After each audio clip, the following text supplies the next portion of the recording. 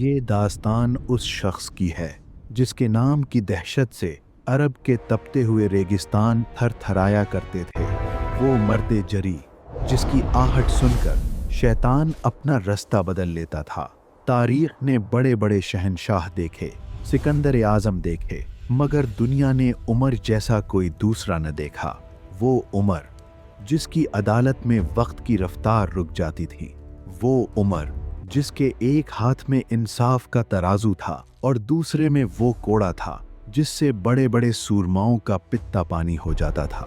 مگر اس جلال کے پیچھے، اس سختی کے پیچھے ایک ایسا راز چھپا تھا جس نے دنیا کا نقشہ ہی بدل دیا۔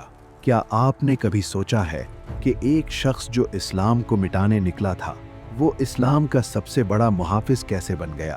تیار ہو جائیے، کیونکہ یہ داستان آپ کے لہو کو گرما دے گی۔ مکہ کی گلیوں میں ایک جوان گھوم رہا ہے، چوڑا چکلا سینہ، لمبا قد اور ایسی آنکھیں کہ جو ایک بار دیکھ لے دوبارہ نظر اٹھانے کی ہمت نہ کرے۔ یہ عمر بن خطاب ہے، وہ شخص جو عرب کے ان چند لوگوں میں شامل تھا جو پڑھنا لکھنا جانتے تھے۔ وہ پہلوان جس نے عکاظ کے میلوں میں بڑے بڑوں کو دھول چٹائی تھی، مگر اس کے دل میں ایک آگ سلگ رہی تھی۔ وہ آگ تھی اپنی پرانی رسموں کی حفاظت کی۔ جب محمد نے لا الہ الا اللہ کی صدا لگائی تو عمر کا غصہ آگ بن کر بھڑکا۔ یہ کون سا دین ہے جو پھیلتا جا رہا ہے؟ وہ اسے اپنی قوم کی توہین سمجھتا تھا۔ وہ راتوں کو نکلتا اور ان کمزوروں پر ظلم ڈھاتا جو نئے دین میں داخل ہو چکے تھے۔ ایک رات مکہ کی سردی، عمر خانہ کعبہ کے غلاف میں چھپ کر رسول اللہ کی تلاوت سننے لگتا ہے۔ دل پر پہلی بار چوٹ پڑتی ہے۔ یہ کسی انسان کا کلام نہیں ہو سکتا، یہ کوئی شاعر نہیں ہو سکتا، یہ کسی انسان کا قلم نہیں ہو سکتا۔ مگر انا پہاڑ بن کر راستے میں کھڑی ہو گئی۔ دل اور دماغ کی یہ جنگ تب تک ختم نہیں ہوئی جب تک وہ تاریخی دن نہیں آ گیا جب عمر نے فیصلہ کیا، میں اس فتنے کو ہمیشہ کے لیے ختم کر دوں گا، کہ وہ اس فتنے کو ہمیشہ کے لیے ختم کر دے گا۔ ننگی تلوار ہاتھ میں ہے، سورج سر پر ہے اور عمر کے چہرے پر موت کا رقص ہے۔ وہ نکل پڑا ہے۔ راستے میں نعیم بن عبداللہ ملتے ہیں۔ عمر، کہاں کا ارادہ ہے؟ عمر، کہاں کا ارادہ ہے؟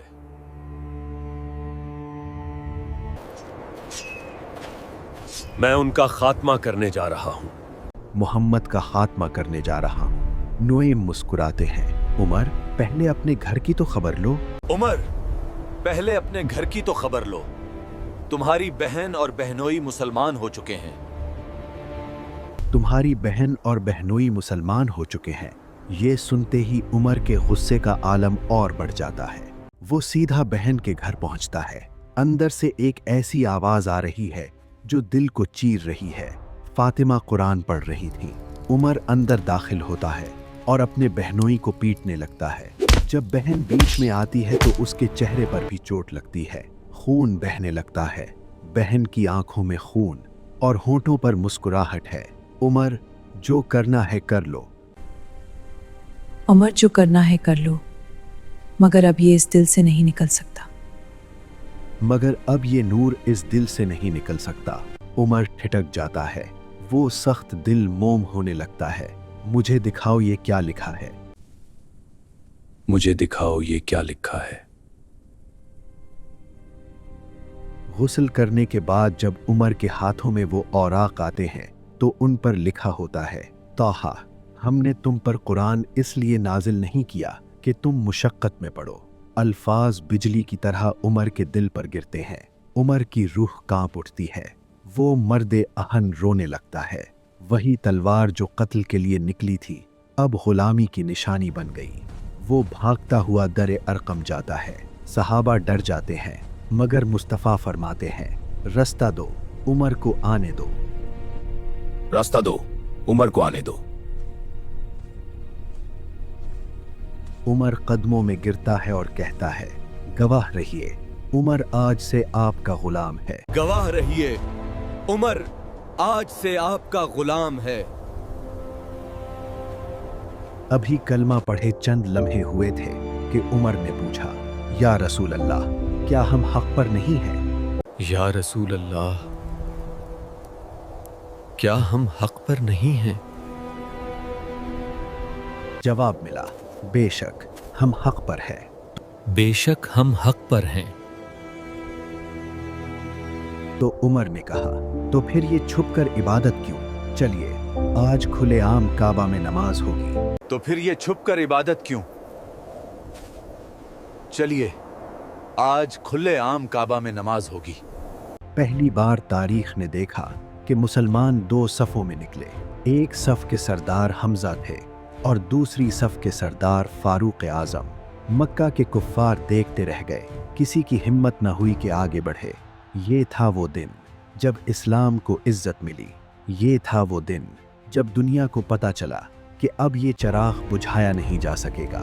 जब अल्लाह का हुक्म आया कि मदीना की तरफ हिजरत की जाए, तो हर मुसलमान खामोशी से रात के अंधेरे में निकल रहा था। मगर एक शख्स ऐसा था जिसकी फितरत में छुपना लिखा ही नहीं था, उमर बिन खत्ताब। वो शख्स जो नंगी तलवार कंधे पर रखी, तरकश में तीर भरे और सीधा खाना काबा पहुंच गया। कुफ्फारे मक्का के सरदार वहां बैठे थे। उमर ने उनके सामने तवाफ किया और फिर गरज कर कहा, ओ मक्का के सूरमाओ, सुन लो। जिसे अपनी मां को रुलाना हो, अपने बच्चों को यतीम करना हो। मैं उमर बिन खत्ताब यहाँ से हिजरत कर रहा हूँ।